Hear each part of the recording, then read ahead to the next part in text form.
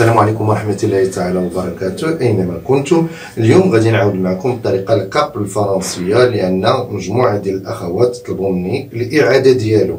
إذا فلنتوكل على الله.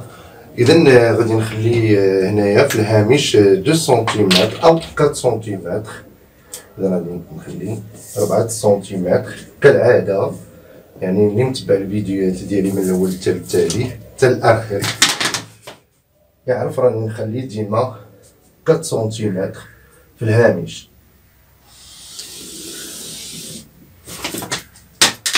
وناخد 4 سنتيمتر من هنايا على هذا الشكل. اذا الفنا هكذا، يعني لابيتود.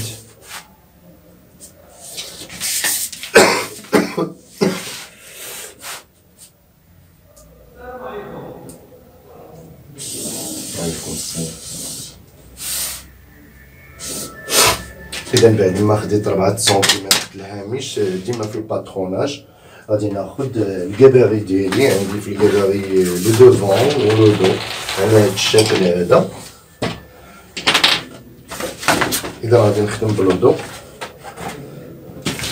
بالخلف ديالي على هاد الشكل، غادي نحط الكباري ديالي على هاد الشكل. إذا هاد الكباري راه موجود، كان درتو معكم في واحد الحلقة في بيت الخياطة جوج، يعني درتو وعاودتو. اللي بغاتو تمشيو تقلب وغادي تلقاه وتعمل كباري باش نبقاو ناخدو منو الدروس ديالنا ان شاء الله.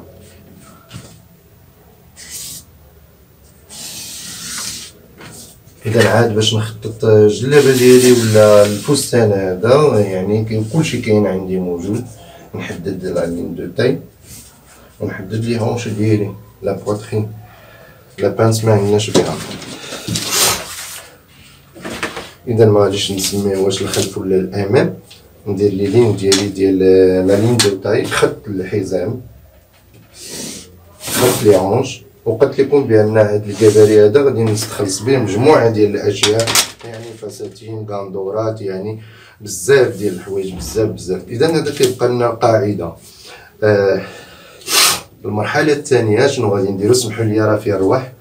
المرحله الثانيه كنت قلت لكم في الفيديو ديال ديك النهارات باننا كناخذوا العبار ديال هكذا. لو بغينا نديرو كاب فرنسي، الكاب الفرنسي اليدين دايرين بحال هكذا، وكنشدو العبارات على هذا الشكل. اذا فهاد العبارات هادو الدوره كامله لقيت عند هاد السيده 140. اذا في الدوره الكامله قلنا لقينا 140 سنتيم. اوكي، 140 سنتيم مقسومة على 4 تساوي 35 سنتيم. إذا 35 سنتيم هذه هي خط الصدر. لاحظوا معايا، هذا خط الصدر. غادي نهبط من هنا لهنا ب3 سنتيمتر. إذا انحرفت ب3 سنتيمتر، هبطت من هنا لهنايا. غادي نطرسي واحد الخط، غادي نخطط واحد الخط على هاد الشكل هذا. اذا مليح. اذا هاد 35 سنتيمتر اللي لقيت هي اللي غادي ندير هنايا. اذا شوي 35 سنتيمتر. اذا من هنا لهنا، من هنا لهنا 35 سنتيمتر. 35 سنتيمتر هي الدورة ديال الكمام على هاد الشكل مقسومة على 4. اليدين دايرين هكذا. نزيد نشرح لأن هذا هو الموضوع المهم. هكذا ولقيت عندها 140 في الدورة ديال اليدين كلهم. شديت اليدين بحال هاد الطريقة هادي ولقيت 140 وقسمتها على 4 عطاتني 35 ونص. إذا 35 ونص هي هادي. لقيت 40 قسمتها على 35 سنتيمتر على 4 عطاتني 35 سنتيمتر. غادي نجي لي زيبول ديالي وغادي نطلع بواحد الكتاف. لاحظوا معايا، انا طلعت بواحد هنايا 1 سنتيم.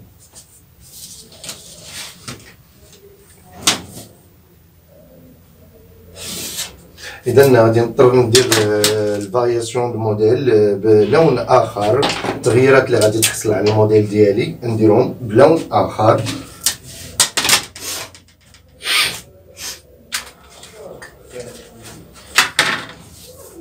اذا اول حاجه غادي نحفر الرقبه ديالي، غادي نضيف لها 2 سنتيمتر لهنايا وغادي تجيني على هكذا. اذا هنا 9 سنتيمتر باش ملي ندير الكابيش يجيني كبير وزويون ومتول باش يساعدني باش يتخيط مع هذا فين كاين هنا. اذا نكتفي ديالي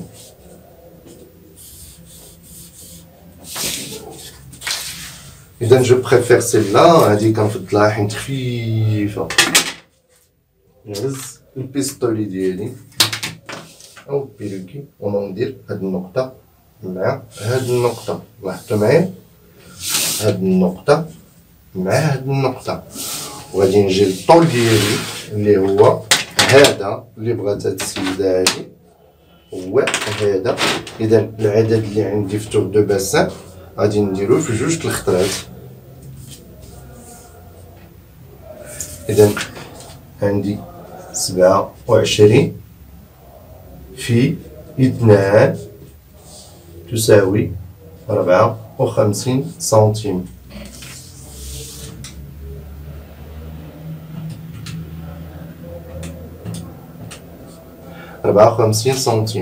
اذا غادي نخرج من هنا لهنايا ب 54 سنتيم. الا كان الكاب طويل الا كان طويل انا كنقولها ونعاودها.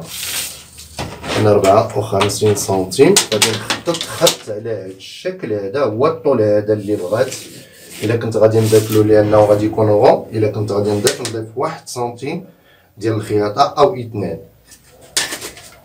لاحظوا معايا غادي نشد من هاد النقطه لهاد النقطه، وملي كتلبسوا مولاتو كنسالي كندير لها لي سياج كانوا كيخرجوا لي هاد لي زيبول هادو كنحاول ندخل فيهم. اذا باش يجيني هنايا غون دائري اشنو نعمل؟ غادي نجي للنقطه الرئيسيه ديال الاصلاح اللي صلحت بها لا بواترين هي 70، ونجي لهنا ونوضع 70 سنتيم. لاحظوا معايا ماشي طلعت بثلاثه هنا ولا، ونجي غون. ما قدرتيش ديري هاد غون شدي البيروكي ديالك او البيستولي يعني هاد الشكل اللي تحبي عندك فيه الثقه وعارفه تخدمي به. اذا هادشي ما بقاش نسحب هادشي ستايل. اذا بعد ما عملنا الخلف ديالنا غادي ندير الامام فوقو. غادي ندير اشنو الامام. دابا عملت الان الخلف هذا اللي باللون الاحمر الخلف سافي دير دو اون فرونسي يعني الخلف بالفرنسي. اذا غادي ندير فارياسيون موديل في الامام لان باغي ندير هنايا الجيب ديالي بوش بلاكيت ولا نابورت كيل بوش يعني اي جيب. الان غادي نخدم الامام بعد ما خدمت الخلف. الخلف هو هذا على هذا الشكل. غادي ندير اللون الاحمر هنا نسيت.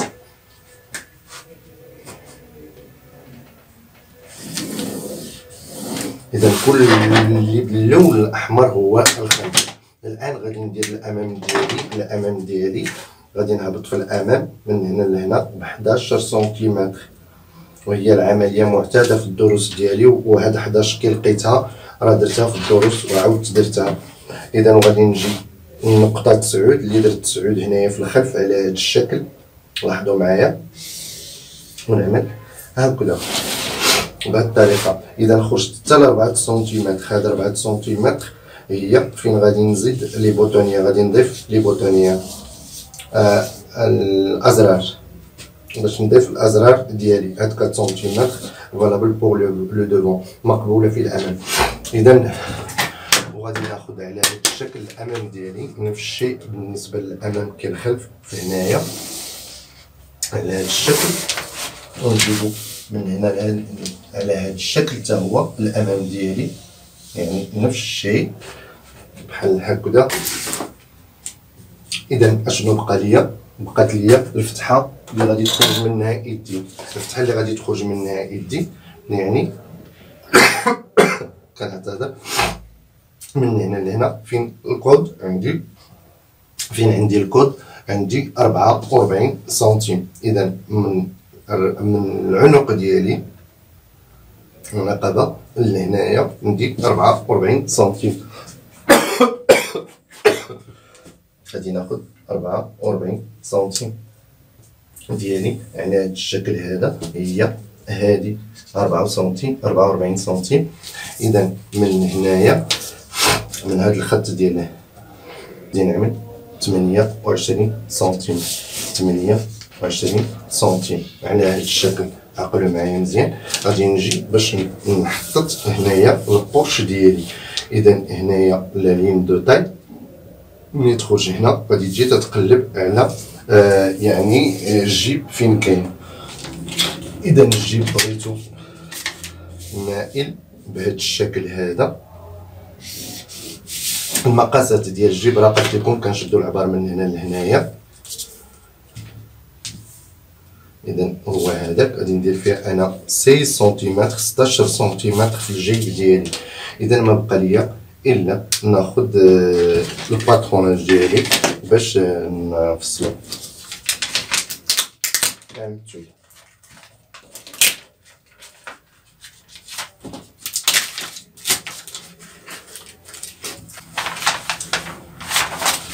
اذا لا بارمونتير دو دوفون او الباتانه ما خديتهاش تناخذها من التوب بطريقه ذكيه هذيك باش ناخذها من التوب باش تجي سيغ ميزور. اذا لاحظوا معايا اش غادي ندير قبل ما نشد الباترون. هذا الباتروناج اخر لتحت غادي ناخذ هذا ونعمل هكذا ونعمل هكذا. اذا انا راني نبحث على الخلف بوغ لانستون باش نخرجو في الورق الثاني.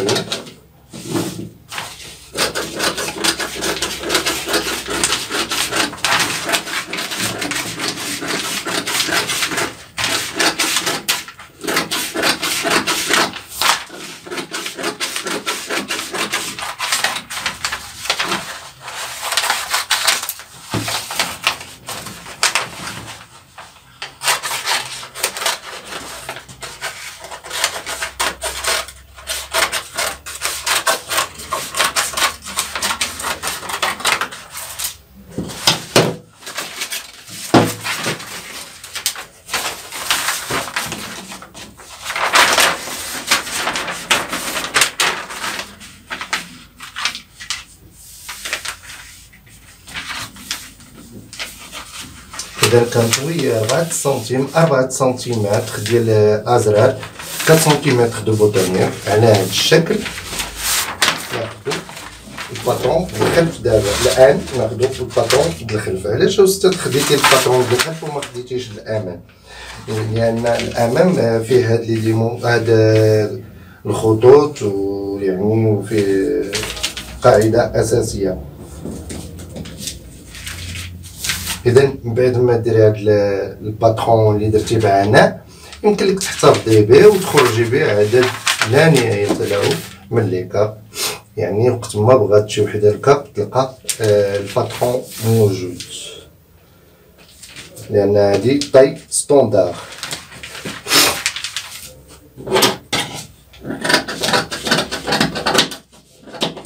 هادي يعني طاي عامه.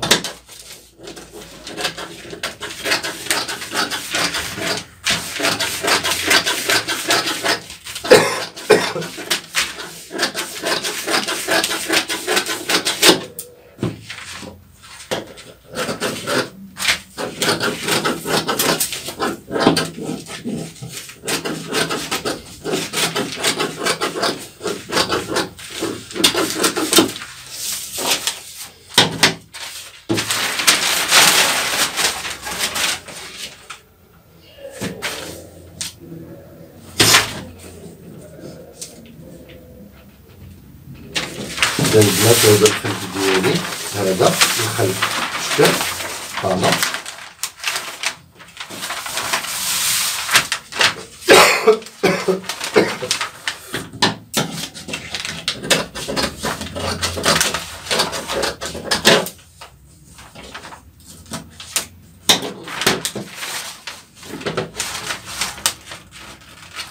ديالي.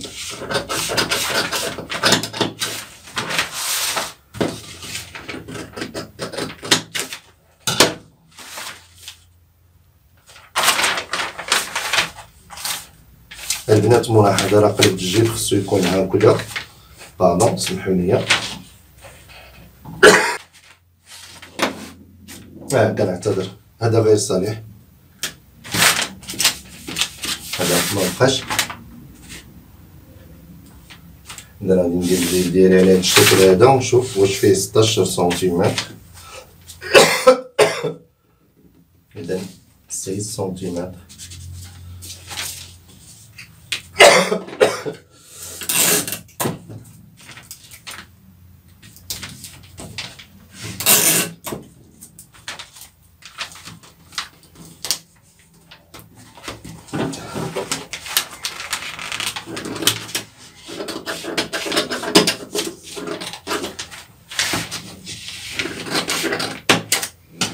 كنعتذر، نجدد اعتذاري.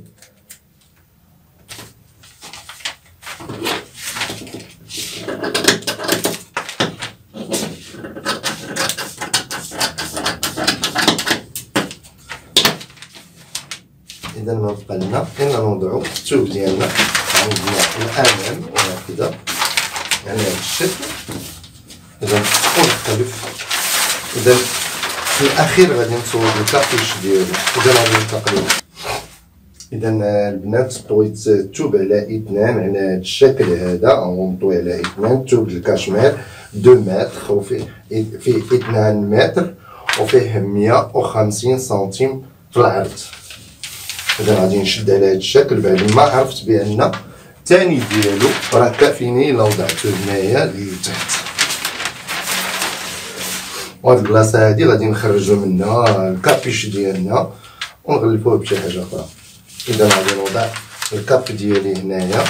إذا هذا بغيتو بلي بوطونيير، يعني مختلف على هذاك اللي عملت الأول، ولكن كتبقى القاعدة هي.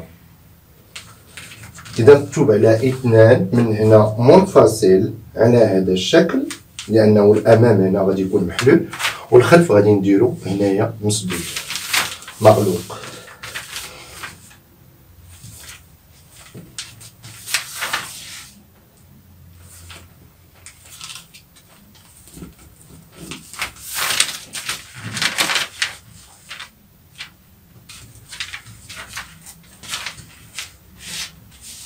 غادي نخلي سنتيم في لا ليزير او لا لينيير على الحافه.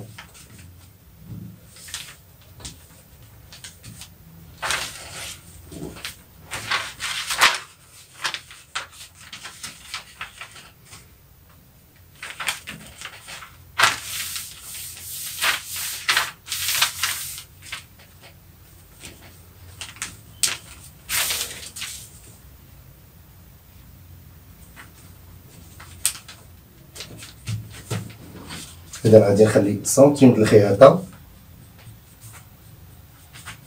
هذه الإشارة ملي تفصلي هذا راه غادي تلقاي هنا خارجين لك الكتاف، وغادي تحاولي تحدقيهم عاوتاني حتى تاخدي المقاسات المرا وتلبسيهم لها.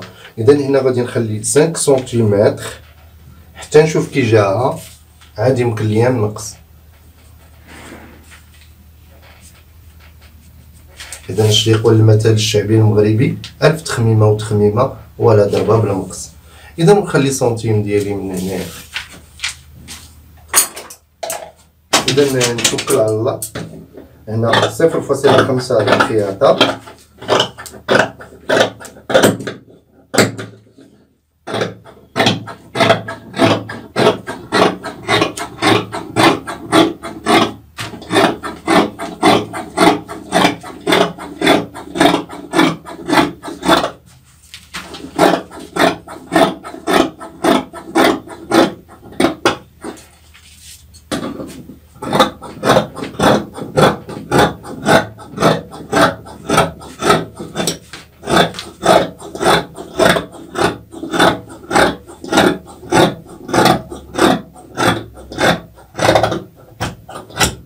للتذكير فقط 5 سنتيمتر هو لا يجوز في الخياطة على ما أعتقد. ولكن حنايا كنحاولوا ما امكن نخيطوه الخياطه بطريقه بروفيسيونيل مانيال ولا حاجه اخرى، يعني يجوز ولكني مع المحترفين والمحترفات. اذا غادي نحدد هنايا علامه الجيب، هذه ضروري تلاقى ليا مع الخلف، لان حتى الخلف غادي نحدد علامه الجيب فيه.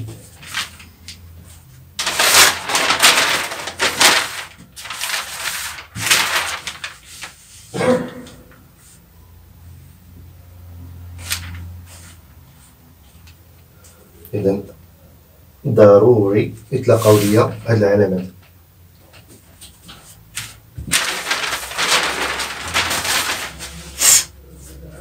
غادي نجي للجيب ديالي نطراسيه على هاد الشكل هذا. اذا واضح هذا راه هاد القلم هذا نسميه كري كرايون، يعني كيتمسح مسح. Je peux l'effacer. Cri crayon. يعني يمكن مسحه وبسهولة، يعني مثل الصابون مثل أي حاجة. إذا الأمام ديالي غادي نشدو بهكذا لأن عندي الغرض يعني بهادي باش غادي نخرجها من الخلف. هاد الجيب هذا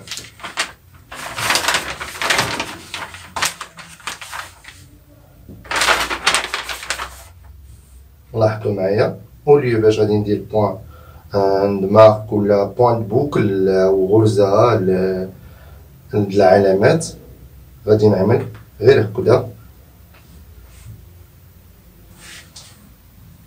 على هذا الشكل، نقلب راس العقيقه ديال البنقله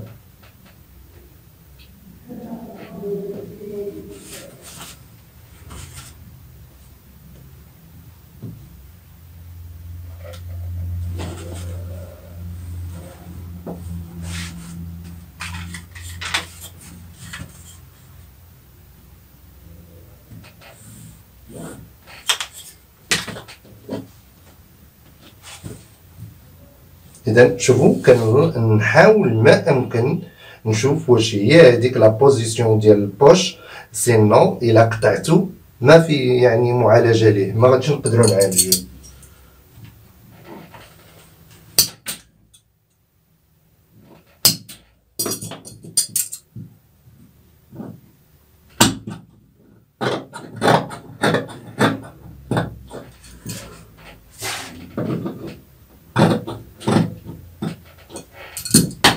ونعمل بحال بغيت نعمل باسبوال، يعني من هنا من هنا.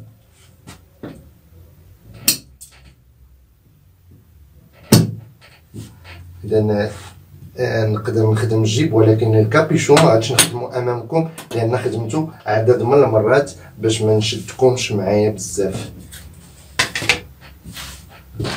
نشوفوا لا بارمونتور اللي قلت لكم بطريقه جميله وذكيه.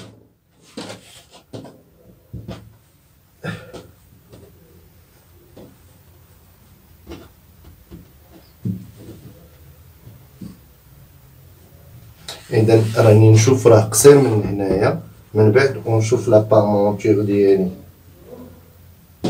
ياك ما تشد ليا من الطرف الثاني.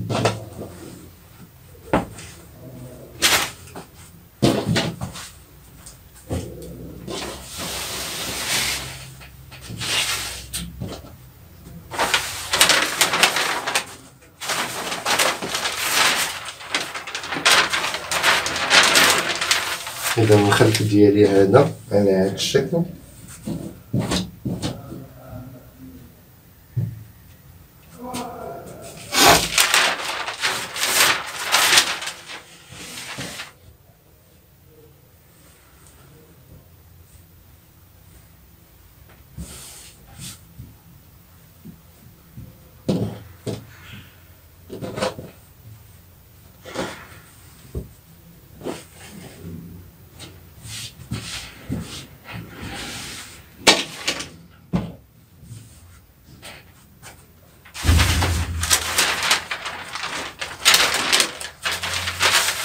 وضع الباترون على هذا الشكل الخلف، وهذا على أنا وضعت الخلف على هذه الطريقة هذه، وبقى لي الثوب على هذا الشكل على واحد، لأن إلا قطعتو كانوا عندي اثنان غادي يضيع ليا الثوب بزاف. إذا الخلف ديالي غادي نوضعو بهذه الطريقة هذه.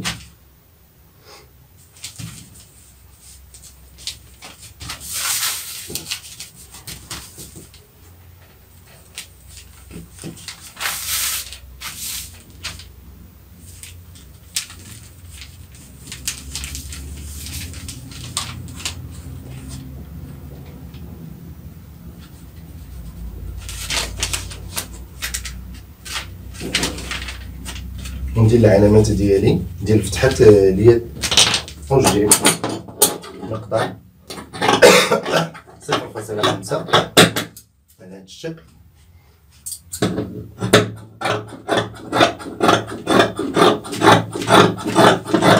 سنتيم الخياطة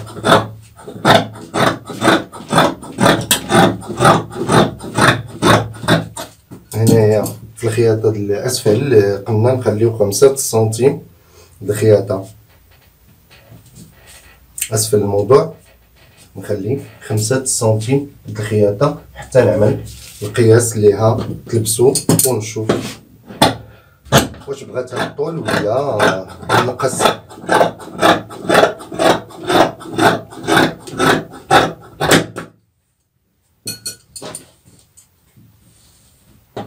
إذا هذا غادي نخرج منه إن شاء الله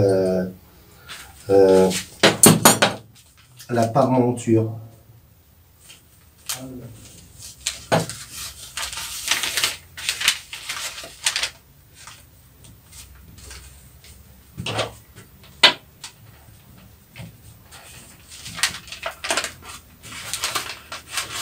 إذا علامة الجيب لابد نعملها هكذا.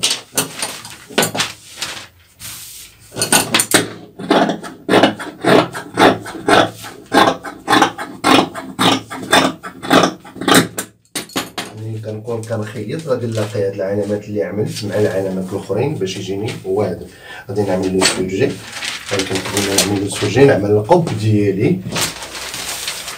اذا الكابيش ديالي هذا وضعت هاد القماش على هاد الشكل هذا باش نحط الثوب ديالي على هاد الشكل هذا باش ندير لا بارمونتور ديالي او البطانه.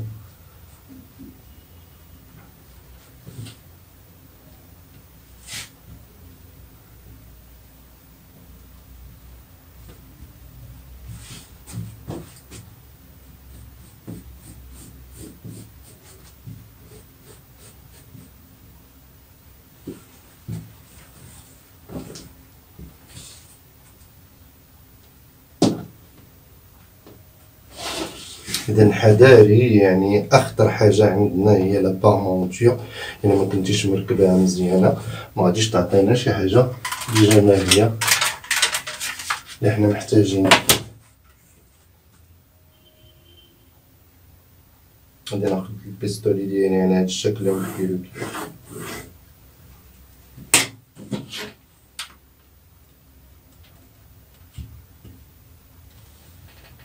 ونعمل الاختيار ديالي فيها.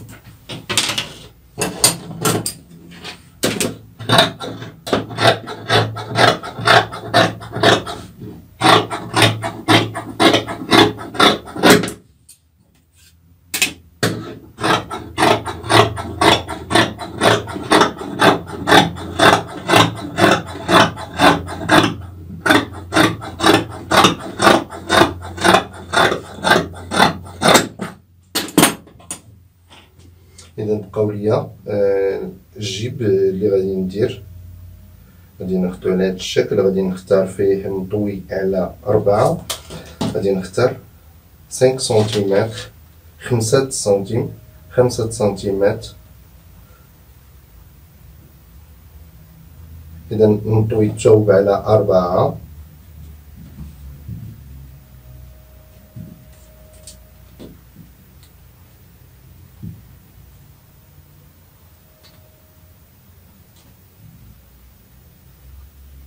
إذا 5 سنتيمتر.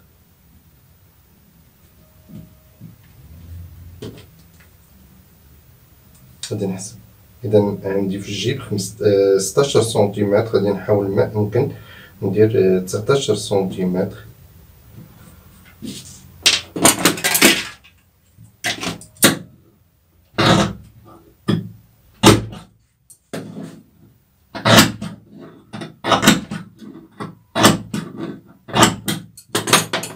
اذا لم يتبقى لنا الا الكابيش لا طامونتير حطيتها هنا.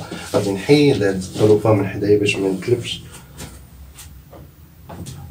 ناخذ القب ديالي على هاد الشكل، غادي نخلي 2 سنتيمتر هنا، هنا 2 سنتيمتر، هنا 1 سنتيمتر، هنا هاد المسافه ما غاديش نجيبها رون، غادي نجي نيشان باش ما تاخذلياش المسافه. قد ما كنا درنا المنعرجات فيها كتزاد لنا تضاف لنا 2 سنتيمتر. اذا الكابيش بغيتو يعني يدخل للراس، الكابيش بغيتو في الراس.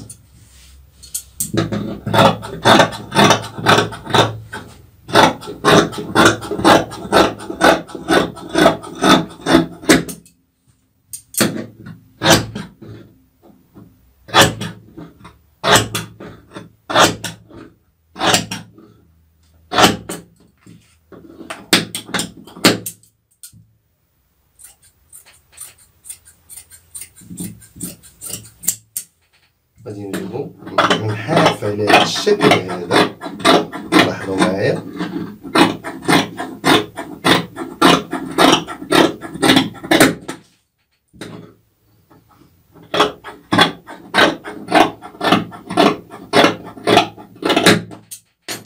اذا حرفتو هنا مزيان باش يدخل في الراس، وغادي نضيف له الفيرور. اذا فصلنا جميع لي بيس ديالنا. اذا عندنا الامام اللي هو هذا مع الخلف ديالنا، ندير في الباترونال ديالو، ندير السوجي كابيش لا طامونتور اي لي بلاك دو بوش، البلاكات ديال البوش. اذا الى اللقاء في الحلقه القادمه ان شاء الله في الخياطه، واتمنى لكم التوفيق والخير ان شاء الله. إذا شكرا لكم جزيلا.